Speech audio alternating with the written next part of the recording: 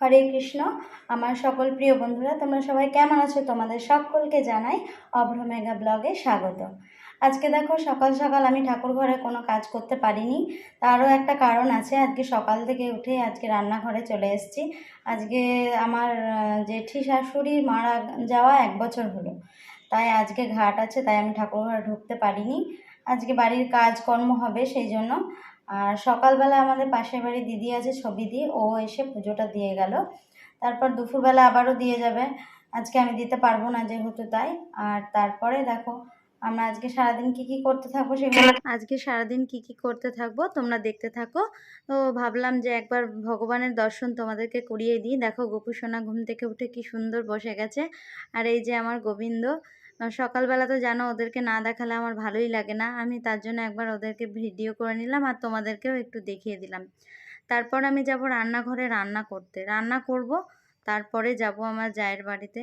ওখানে আমাদের পাশেই, আমার বাড়ির পাশেই একদম আমার জায়ের বাড়ি।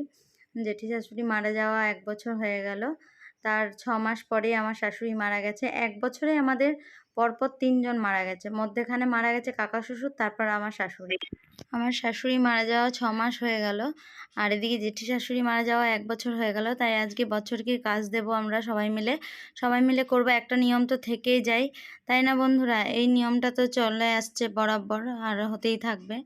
তো আমি আজকে রান্না বান্না করতাম না, আমাদের ওইদিকে নেমন্তন্ন আছে, কিন্তু যেহেতু আমি একদম নিরামিষ খাই তাই ওখানে কোনো কিছুই খাবো না। আর কালকেও নৃসিংহ চতুর্দশী আছে, তাই আমাকে বাড়িতে রান্না করতেই হবে। বাড়িতে তো সবাই নৃসিংহ চতুর্দশী করে, আমার বর, ছেলে, মেয়ে সবাই। তো এই দেখো আমি রান্না করে নিয়েছি।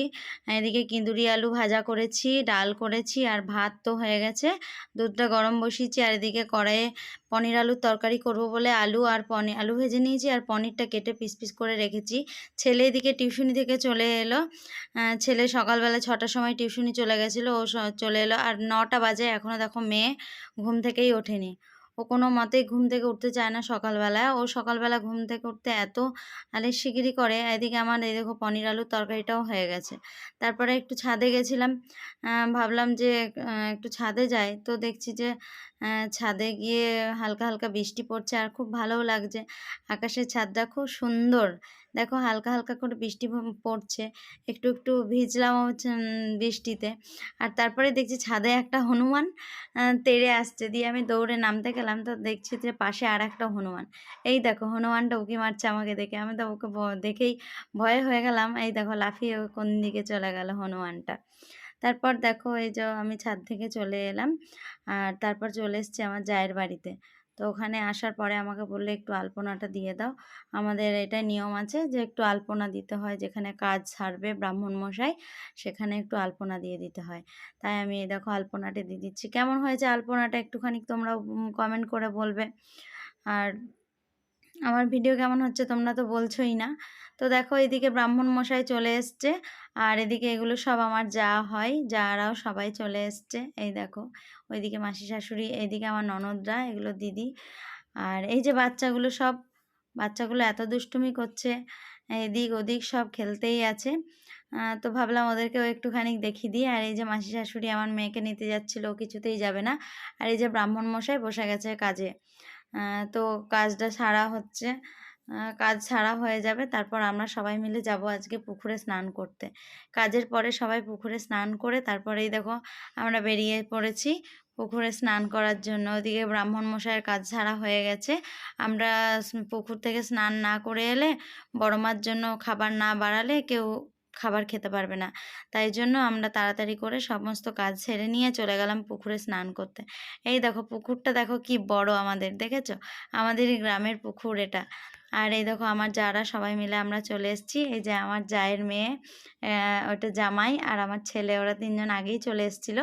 তো ওরা দাঁড়িয়ে আছে আমাদের জন্য, আমরা আসবো স্নান করতে, তাই জন্য ওরাও আগে থেকে এসছে। আর ওদিকে যারা ছেলেগুলো ছিল তারা সবাই আগে স্নান করে নিল, তারপর আমরা করব। এখন আমরা দেখো মাঠগুলো দেখো, পুকুরের আশেপাশে অনেক মাঠ আছে, দেখতে এত ভালো লাগছে। আর এদিকে দেখো কেউ কেউ এক একজন করে নামছে স্নান করতে। আর এদিকে আমি দাঁড়িয়ে আছি, ভাবছি কখন নামবো, এত আনন্দ লাগছে। আর এই গরমের মধ্যে পুকুরে স্নান করা ভাবতেই পারছো কত আনন্দের ব্যাপার। আমার তো খুব ভালোই লাগে পুকুরে স্নান করতে, জানি না কার কার ভালো লাগে। আমার পুকুর বলো সমুদ্র বলো আমার খুবই আনন্দ লাগে, আর আমি খুব আনন্দ করে স্নান করি। এই দেখো আমি তাড়াতাড়ি করে নামছি, ভালো করে পারি না পুকুরে ডুব দিয়ে স্নান করতে। পুকুরে স্নান করতে গেলেই আমার কানে জল ঢুকবেই, তো তবুও আমার খুব ভালো লাগে গিয়ে। আর এই যে আমার ছেলেও যাবে, ও দৌড়ে দৌড়ে চলে যাচ্ছে পুকুরে স্নান করার জন্য। ওকে বলছি তোকে যেতে হয় না, তো ও না, ও করবে, ওরও খুব মজা লাগে। আমরাও ছোটোবেলায় এরকমই করতাম, খুব ভালো লাগতো পুকুরে স্নান করতে। আমার এখনও খুব ভালো লাগে, তবে শীতকালে খুব ঠান্ডা লাগে, জলে পা দিতে ইচ্ছা করে না। তো দেখো বন্ধুরা, সবাই মিলে আমরা স্নান করতে লাগলাম। আর আমার একটা ওই দেখো, ও আবার সাঁতার জানে, সাঁতার কাটছে। আর আমারও দেখে খুব ইচ্ছে হচ্ছিল যে আমিও যদি একটু সাঁতার কাটতে পারতাম, কিন্তু ও সাঁতার কাটতে পারি না। আমাদের বাপের বাড়ির কাছে কোথাও পুকুরই ছিল না, তাই ও সাঁতার কাটছে আর আমরা দেখছি। আমাদের এত আনন্দ লাগছে দেখে। হ্যাঁ, পুকুরের জল থেকে মনে হচ্ছে উঠবই না। সবাই এক এক করে উঠে চলে যাচ্ছে, আর আমরা জল থেকে উঠছি না। আমি, আমার ছেলে আর আমার আমরা ৩ জন মিলে পুকুরের জল থেকে কোনো মতেই উঠতে চাইছি না। তো দেখো, উঠতেই হবে, কিছু করার নেই। আর একদিন স্নান করলে যেহেতু ঠান্ডা লেগে যাবে, তাই দেখো সবাই চলে গেল, আর আমরা লাস্টে ৩ জন রয়েই গেছি। স্নান টান করে এরপর বাড়ি যাব, তারপর বাড়ি গিয়ে সবকে খাবার দাবার দিতে হবে। ওদিকে দেখো আমাদের স্নান হয়ে গেছে, আমরা বাড়ি যাচ্ছি। আর এদিকে আমার জায়ের মেয়ে আমাদেরকে ভিডিও করে দিচ্ছে। আর ছেলে দেখেছো এত দুষ্টু, ও জিভ ভেঙাচ্ছে। পুকুরটা এত সুন্দর লাগছে দেখতে, ওর পুকুরের চারপাশটা এত সুন্দর, মানে কি বলবো। তারপরে দেখো বাড়িতে চলে এসেছি। বাড়িতে আসার পর, এটা আমার জায়ের বোন, তো ও এত খিদে পেয়ে গেছে, ও ঘরে একা একাই খেতে বসে গেছে। আর এই যে এটা ওর বর হয়। তো সবাই, এত লোকজন এসছে বাড়িতে, এই যে সবাই খাচ্ছে। এদিকে মাসি শাশুড়ি খেতে বসে গেছে, সবাই দেখো টেবিল নিয়ে বসে গেছে খেতে। আর আমরা যেহেতু খাবো না, আমি একদমই নিরামিষ, তোমরা তো জানোই বাড়িতে। আর এদিকে জাফরদা এসেছিল, তাই জাফরদাকে ঘরে একটু খেতে দিয়ে দিলাম। তারপর আমরা এই দেখো লাস্টে খেতে বসে গেছি। আর আমার ভিডিওটা আজকে এখানেই শেষ করব। সবাই ভালো থেকো, সুস্থ থেকো, আর সবাই খুব